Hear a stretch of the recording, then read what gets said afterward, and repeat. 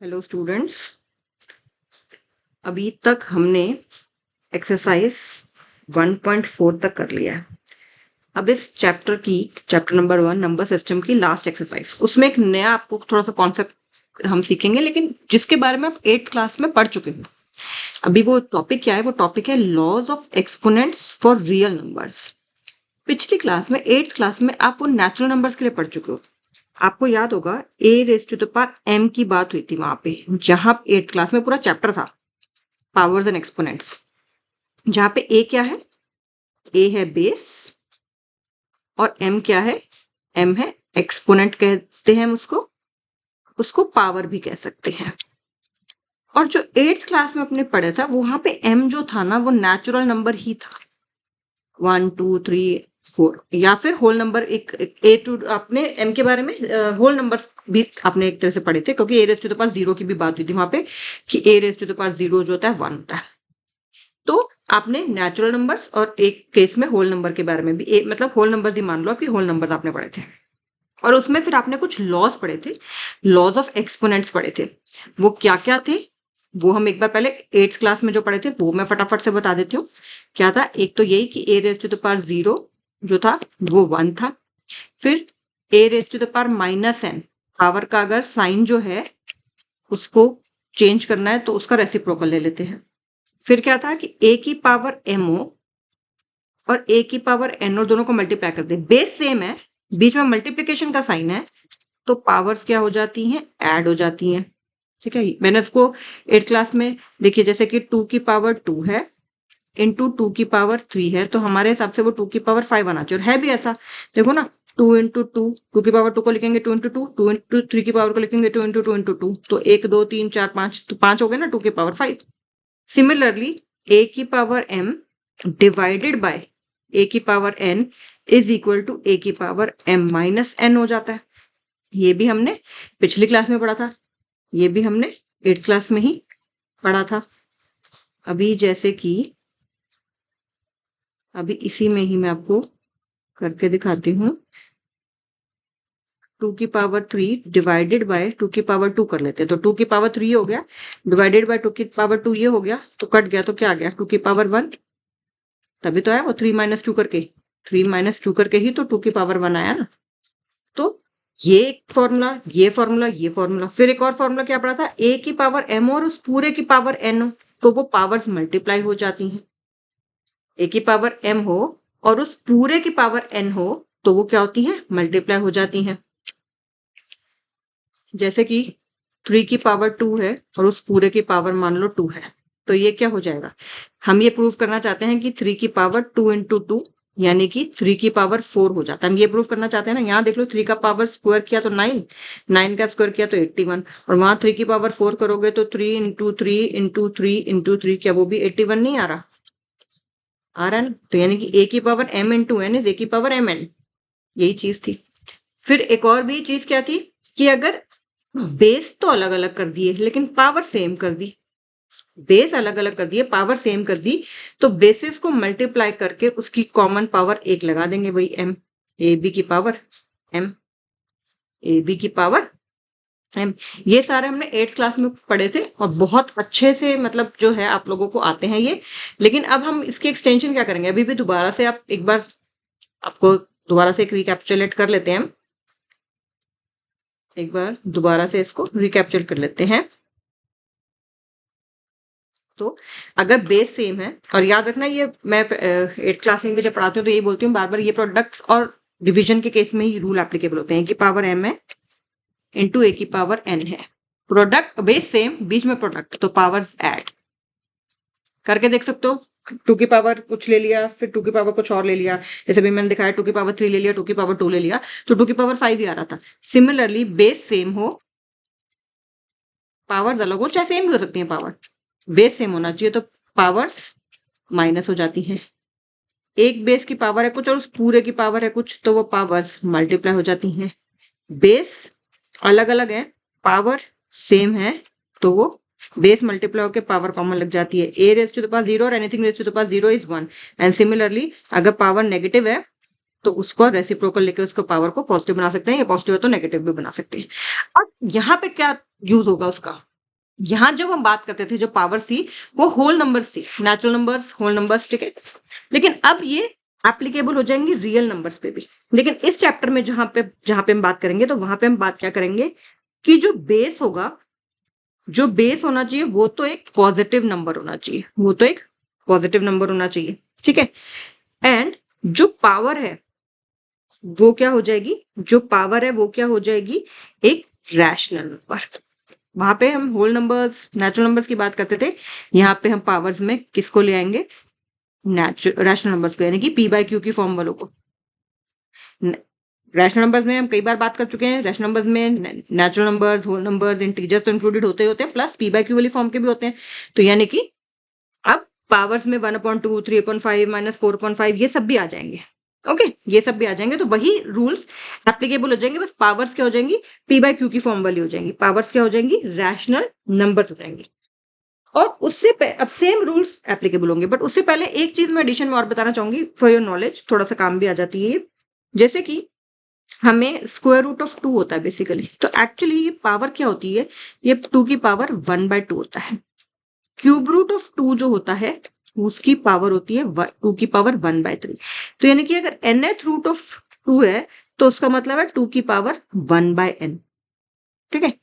तो अगर मैं यहाँ पे एक नंबर दे दूं और यहाँ पे n दे दूं, तो इसका मतलब क्या है कि a की पावर कितनी है, ये 1/n, जो कि एक रैशनल नंबर है ना, ये भी रैशनल है, ये भी रैशनल है, ये भी रैशनल है, ये भी रैशनल है। ये इसलिए बता रहे हैं थोड़ा सा आपको कैलकुलेशन में इजी हो जाएगा। तो याद रखना, रूट यहाँ पे हम 2 नहीं लिखते हैं क्योंकि अंडरस्टूड होता है, बाकी जगह क्यूब रूट लिखना है, फोर्थ रूट ऑफ 2 लिखना है, फिफ्थ रूट ऑफ 2 लिखना है, तो हम लिखते हैं ये क्या है, nth root of 2, nth root of 2, square root नहीं है, ये स्क्वायर रूट है, ये क्यूब रूट है, ये nth रूट है, और इसका मतलब क्या होता है, 1 उनकी पावर हो जाती है, 1/2, 1/3, 1/n। तो ये आपको कैलकुलेशन करने में इजी रहेगा, इसीलिए ये आपको बताया जा रहा है। अब देखिए, अब मैं पहले आती हूँ एग्जाम्पल्स पे, पहले एग्जाम्पल्स करेंगे और फिर आगे क्वेश्चन करेंगे, और ये बहुत इंटरेस्टिंग है, बहुत स्कोरिंग पार्ट है। अब तो 9th की न्यू बुक जो मंजरी है वो भी आ गई है, जैसे आ जाती है उसको भी हम शुरू करेंगे। ओके, तो एग्जाम्पल नंबर 20 में कहते हैं, पहला पार्ट है एग्जाम्पल नंबर 20 में कहते क्या है कि सिंप्लीफाई करना है, ठीक है। सिंप्लीफाई करने कर देते हैं। पहला पार्ट है कि 2 की पावर 2/3 इंटू डॉट मतलब इंटू 2 की पावर 1/3। मैंने हमेशा क्या बताया, ये जो सम है, सपोज करो 2 की पावर 1/3 प्लस 2 की पावर 1/3 है, तो नहीं, प्लस में नहीं यूज होता है ये जो फॉर्मूला हमारे, या तो इंटू हो बीच में, प्रोडक्ट हो, या डिवीजन। तो अब यहाँ पे इंटू है, ये डॉट मतलब इंटू, तो यहाँ पे कौन सा फॉर्मूला लग रहा है, बेस है सेम, चाहे बेस सेम हो, ठीक है, बेस सेम है और पावर अलग अलग है, चाहे पावर अलग अलग हो, बेस सेम होने चाहिए, पावर अलग अलग होनी चाहिए। तो हमारा फॉर्मूला क्या लग जाता है कि a की पावर m प्लस n। तो यहाँ पे क्या हो जाएगा, बेस है 2, पावर अलग अलग है, तो ये किसके इक्वल है, ये हम ब्रैकेट में लिखेंगे रीजन, ठीक है। पहले हम लिखेंगे इज इक्वल टू 2 की पावर 2/3 प्लस 1/3, ब्रैकेट में ये वाला रीजन जो यहाँ दिया है वो यहाँ आ जाएगा ब्रैकेट में। अब एलसीएम लेना आपको आता है ये सबको, 2/3 प्लस 1/3 का मतलब है 3 एलसीएम आया, ऊपर बचा 2 + 1, तो ये आया 3/3 विच इज 1। चाहे एक स्टेप में लिख दो 3/3, अगले स्टेप में लिख दो 2 की पावर 1, 2 की पावर 1 इज 2, ओके, 2 की पावर 1 इज 2। तो ये जो पार्ट है ये बहुत ही ज्यादा इजी है, एंड बस आपको 8th क्लास वाले फॉर्मूले ही हैं, हमेशा याद रखो, जो भी हम पिछली क्लासेस में पढ़ते हैं वो अगली क्लासेस में काम आता जाता है। 3 की पावर 1/5, ओके, क्वेश्चन था 3 की पावर 1/5 पूरे की पावर 4। तो यहाँ पे क्या आ जाएगा, ये इसको मैं लिखूंगी 3 की पावर 1/5 इंटू 4, 3 की पावर 1/5 इंटू 4। सेकेंड पार्ट क्या है, सेकेंड पार्ट है 3 पूरे की पावर 1/5 और उस पूरे की पावर 4। तो ये मैंने फॉर्मूला क्या लगाया, मैंने फॉर्मूला लगाया a की पावर m पूरे की पावर n, तो वो क्या हो जाता है a की पावर mn, पावर्स मल्टीप्लाई हो जाती है। तो अब क्या ये 1 इंटू 4 4 हो गया और 5 का 5, तो अब ये हमारा आंसर आ गया, ये हमारा आंसर आ गया 3 की पावर 4/5। ओके, एग्जाम्पल 20th के ही थर्ड पार्ट पे चलते हैं, एग्जाम्पल 20th के थर्ड पार्ट पे चलते हैं। 7 की पावर 1/5 डिवाइडेड बाय 7 की पावर 1/3, यानी कि ये क्या है बेसिकली, 7 की पावर 1/5 डिवाइडेड बाय 7 की पावर 1/3। तो ध्यान से देखो, मैं बेस सेम है, पावर डिफरेंट है, तो पावर्स क्या हो जाएंगी, 1/5 माइनस 1/3 क्या हो जाएंगी ये। इसको मैंने अब करके दोबारा लिख रही हूँ।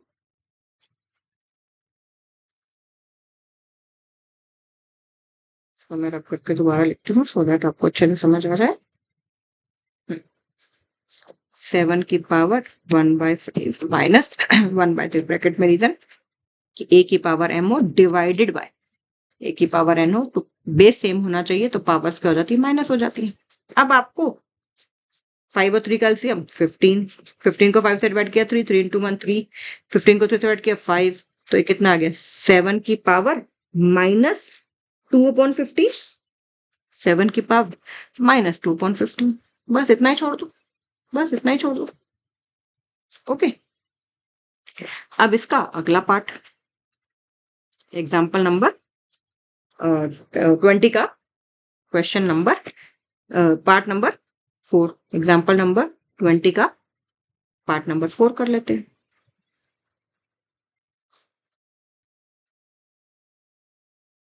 साथ साथ करेंगे तो आपको समझ भी आता जाएगा। इतना करिए फटाफट, साथ साथ, साथ साथ नहीं करोगे तो भाई समझ नहीं आएगा। बात को ध्यान रखो, इस बात को प्लीज।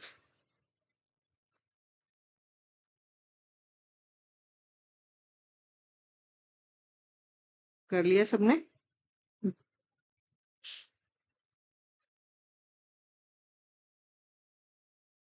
करते हैं इसका पार्ट नंबर 4। वो क्या कहते हैं, वो कहते हैं 13 की पावर 1/5। अब ध्यान से देखना, पावर सेम है लेकिन बेसिस अलग है। तो इसका भी तो एक फॉर्मूला किया था हमने, किया था ना, a की पावर m इंटू बी की पावर m। तो क्या हो जाता है, बेसिस का प्रोडक्ट होके वो पावर लग जाती है कॉमन में।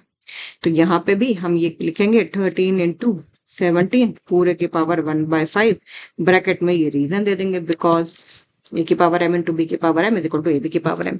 अब 13 इंटू 17 को मल्टीप्लाई कर लेते हैं, कितना आ जाएगा 221 पूरे की पावर 1/5, 221 पूरे की पावर 1/5। ये हमारा आंसर आ गया। क्या मुश्किल है? बिल्कुल भी मुश्किल नहीं है। अब हम इसकी एक्सरसाइज पे चलते हैं। ओके, क्या क्या फॉर्मूला है, ए की पावर m इंटू बी की पावर ए की पावर m इंटू ए की power n, basis same, power same और डिफरेंट। बेसिस सेम, पावर जो है चाहे वो सेम हो चाहे वो डिफरेंट हो, तो पावर्स हो जाएंगी ऐड। क्या है, बेसिस सेम हो, पावर चाहे सेम हो चाहे डिफरेंट हो, पावर्स क्या हो जाएंगी, ऐड हो जाएंगी। बेसिस सेम हो, पावर चाहे डिफरेंट हो चाहे सेम हो, लेकिन बीच में डिवीजन का साइन हो, तो पावर्स माइनस हो जाएंगी। बेसिस, पहले ये वाला कर लेते हैं, कि पावर m इंटू पूरे की पावर n हो तो पावर मल्टीप्लाई हो जाएंगी। बेसिस अलग अलग हो लेकिन पावर सेम हो तो बेसिस मल्टीप्लाई हो जाएंगे और पावर कॉमन लग जाएगी। एनीथिंग रेज टू द पास 0 1 होता है, और नेगेटिव को पॉजिटिव में करने के लिए रेसिप्रोकल ले लेते हैं। इतने से फॉर्मूले जो हमने 8th क्लास में भी करे थे। ओके, तो अब आ जाते हैं वापस, और यहाँ पे जो m और n है वो क्या हो सकते हैं, रैशनल नंबर हो सकते हैं। m और n क्या हो सकते हैं, रैशनल नंबर हो सकते हैं। और जो बेस है a वो क्या होगा, वो एक पॉजिटिव नंबर होगा। इतना याद रखना है, जो a जो है वो एक रियल नंबर है, पॉजिटिव है, ग्रेटर देन 0 है। इतना बात याद रखनी है आपको कि वो एक पॉजिटिव रियल नंबर है। इतनी सी बात आपको पता होनी चाहिए। अब आ जाते हैं एक्सरसाइज 1.5 पर। ओके, फटाफट से एक बार ये फॉर्मूले अच्छे से देख लो और अपने उसमें अच्छे से रिवीजन हो जाएगी आपकी। So let us move to exercise 1.5। Question number 1 उसका कहते हैं फाइंड, फाइंड करना है यानी कि वैल्यू निकालनी है। किसकी, पहला पार्ट है इसका 64 की पावर 1/2। ठीक है, इसमें हमें सिर्फ जैसे क्लास 8 में भी सिंप्लीफाई था वैसा ही है। ओके, तो क्या मैं कई तरीके, देखो मैं इसमें क्या कर सकती हूँ, मैं इसके कई तरीके आपको बताती हूँ। पहला मैं 8 के 64 को मैंने 8 का स्क्वायर लिख दिया, 64 को मैंने क्या लिख दिया, क्योंकि मुझे पता है तो कॉमन सी चीज है, 8 का स्क्वायर होता है। और फिर मैंने क्या किया, मैंने इन दोनों पावर्स को मल्टीप्लाई कर दिया। रीजन बताया क्यों, क्योंकि a की पावर m और उस पूरे की पावर अगर n हो तो वो पावर्स हो जाती हैं मल्टीप्लाई। यही तो किया ना मैंने, 2 इंटू 1/2 किया ना, क्योंकि बेस है ये m है, ये n है, तो mn हो गया ये, तो ये कट गया, तो आंसर क्या आ गया, 8 की पावर 1। ठीक है, यानी कि 8, ये आंसर आ गया। ओके, कुछ और भी हो सकता है क्या, कुछ और भी हो सकता है, वो क्या हो सकता है, लेकिन मैं प्रेफर यही करूंगी। क्यों करूंगी प्रेफर, क्योंकि मुझे टू जो अपॉन वाला 2 है उसको कट करना है। अब इसी को ही 64 की पावर थी 1/2। ठीक है, तो अगर मैं इसको 4 का क्यूब लिखूंगी मान लो, ठीक है, 4 का क्यूब लिखूंगी और ये हो गया 1/2। तो अब इसको अलग तरीके से मैं करूंगी, मैं क्या करूंगी, इसकी पावर को इंटरचेंज कर लेती हूँ, मान लो ऐसे। ठीक है, मतलब मुझे देखो मैं किस तरह से कर रही हूँ कि मुझे जाना कहाँ है, मैं उस हिसाब से कर रही हूँ। अब आप कहोगे कि इसको तो हमें 4 3 की पावर 2 छोड़ देना चाहिए, फिर मैम ये तो इतना ही सॉल्व हुआ। ठीक है, लेकिन नहीं, मुझे क्योंकि मुझे प्रॉपर आंसर निकालना है, मैंने क्या किया, इसमें पावर इंटरचेंज कर लिया। 4 की पावर 1/2 का मतलब क्या है, स्क्वायर रूट ऑफ 4, और उस फिर पूरे का क्यूब है ये, तो स्क्वायर रूट ऑफ 4 होता है 2, और इसका क्यूब हो गया ये, तो 2 का क्यूब 8 हो गया। तो ऐसे भी निकाल सकते हैं, बट पहले वाला प्रेफरेंस है, ताकि डायरेक्टली स्क्वायर से 1/2 की पावर कट जा रही है। ओके, उस ऐसे इसको 64 को आप क्या कर सकते हो, 2 की पावर 6 भी कर सकते हो। 64 को आप 2 की पावर 6 भी लिख सकते हो, और बाहर क्या है, पूरे की पावर 1/2, तो ऐसे भी लिख सकते हो, 6 इंटू 1/2 ब्रैकेट में वही रीजन देंगे, तो ये आ गया 2 की पावर 3, तो ये आ गया 8। कई तरीके से कर सकते हो आप इसे। ओके, अब इसका सेकंड पार्ट देखते हैं। 32 की पावर कितनी है ये, इज इट 1/4, इज इट 1/4, 32 की पावर 1/4 है क्या, ये 1/5 है, 32 की पावर 1/5 है, यस। ठीक है, तो 32 को आप प्राइम फैक्टराइजेशन करोगे तो 2 की पावर 5 बनता है, और ये बाहर पूरे में है 1/5, तो इसको मैं लिखूंगी कैसे, मैं लिखूंगी 5 इंटू 1/5, बट ब्रैकेट में रीजन दूंगी कि a की पावर m पूरे की पावर n जो होता है a की पावर mn होता है, तभी तो पावर्स मल्टीप्लाई, अभी 5 से 5 कट गया, तो 2 की पावर 1, 2 की पावर 1 इज 2, तो ये हमारा आंसर आ गया, ये हमारा आंसर आ गया।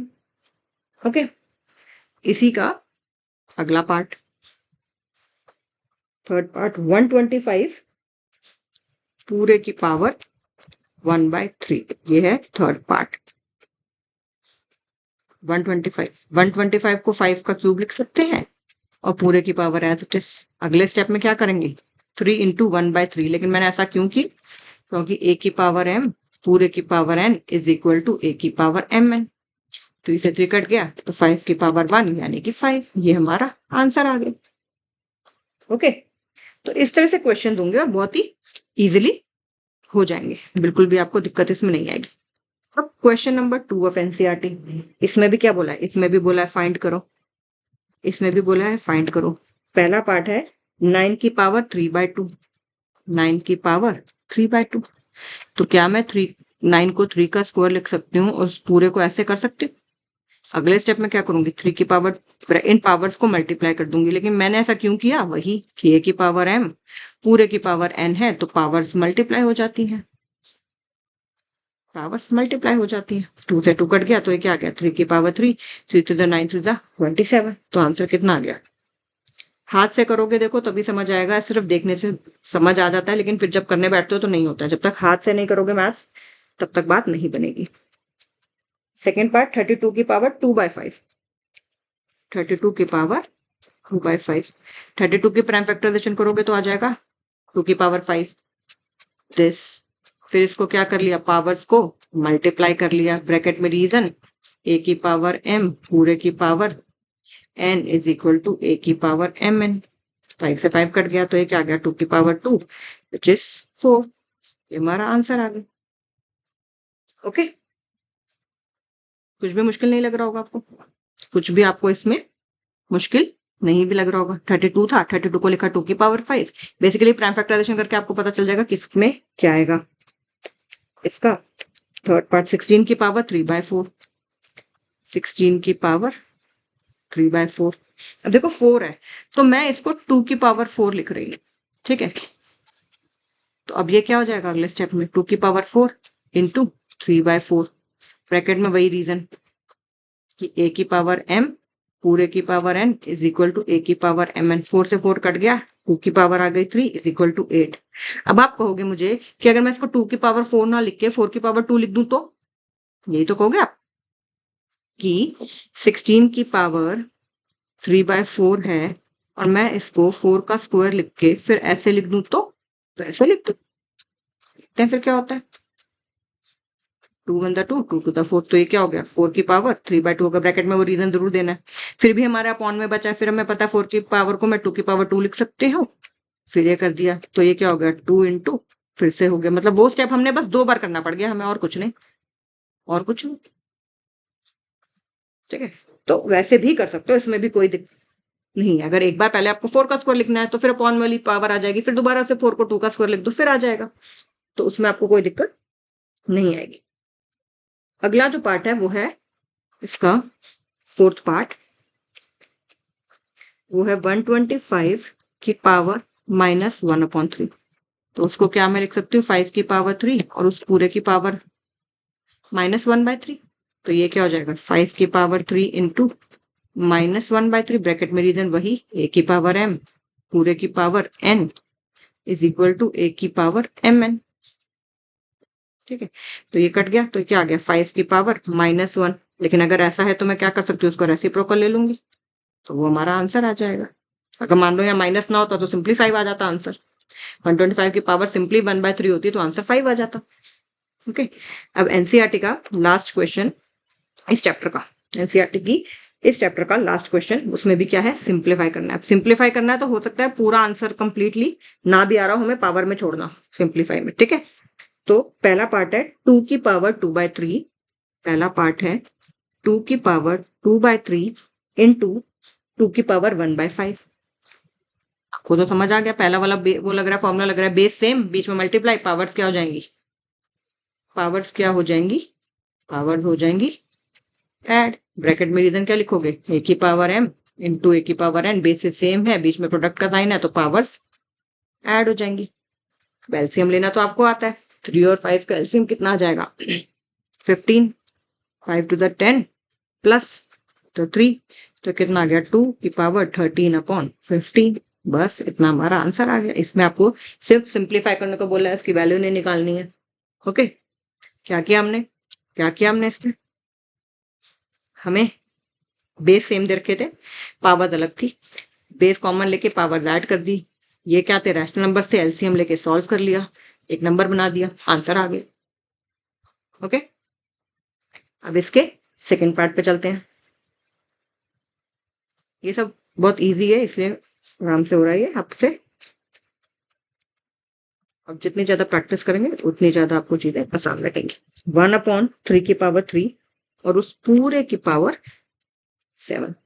ठीक है, उस पूरे की पावर 7 यानी कि बेसिकली ये है 1/3 की पावर 3 और उस पूरे की पावर 7, क्योंकि 1 जो है 1 की पावर कुछ भी टाइम पावर करूं तो 1 ही आएगा, तो ये क्या हो जाएगा 1/3 की पावर 3 इंटू 7, ब्रैकेट में रीजन कि a की पावर m पूरे की पावर n हो तो a की पावर mn हो जाता है, तो ये कितना आ गया 1/3 पूरे की पावर 21, या फिर 1/3 की पावर 21, क्योंकि 1 की पावर 21 तो 21 ही आ जाएगा। ऐसे भी कर सकते हो और इसको ऐसे भी कर सकते हो, तो आपको एडवांटेज चाहे यहाँ छोड़ दो चाहे यहाँ छोड़ दो। ओके, थर्ड पार्ट इसका क्वेश्चन का 11 की पावर 1/2 डिवाइडेड बाय 11 की पावर 1/4, फिर से वही बेस सेम, बीच में डिवीजन, तो पावर्स क्या हो जाएंगी माइनस हो जाएंगी, ब्रैकेट में रीजन a की power m divided by a की power n is equal to a की पावर m माइनस n। तो एलसीएम ले लो, 2 और 4 का एलसीएम क्या आ जाएगा 4 आ जाएगा, 2 - 1 तो ये कितना आ गया 11 की पावर 1/4, ये हमारा आंसर आ गया। राइट, फटाफट से करते जाओ इनको। फिर इस एक्सरसाइज का लास्ट क्वेश्चन का लास्ट पार्ट 7 की पावर 1/2 इंटू 8 की पावर 1/2। अब बेसिस सेम है, पावर्स बेसिस अलग है, पावर सेम है, तो कौन सा फॉर्मूला लगेगा a की पावर m इंटू b की पावर m, वो क्या होता है ab की पावर m। तो यहाँ क्या आ जाएगा 7 इंटू 8 पूरे की पावर 1/2, ब्रैकेट में ये वाला रीजन आ जाएगा। 7 इंटू 8 कितना होता है 56, तो 56 की पावर 1/2, ये हमारा आंसर हो गया। ओके, तो ये जो चैप्टर है हमारा चैप्टर नंबर 1 इसके साथ पूरा फिनिश हो जाता है। साथ साथ प्रैक्टिस करोगे तो आपको कोई दिक्कत नहीं आएगी, एंड जब मैं आपसे कहूंगी कि साथ साथ प्रैक्टिस करते जाओ। Okay, so take care and share it with the friends also. Okay, bye.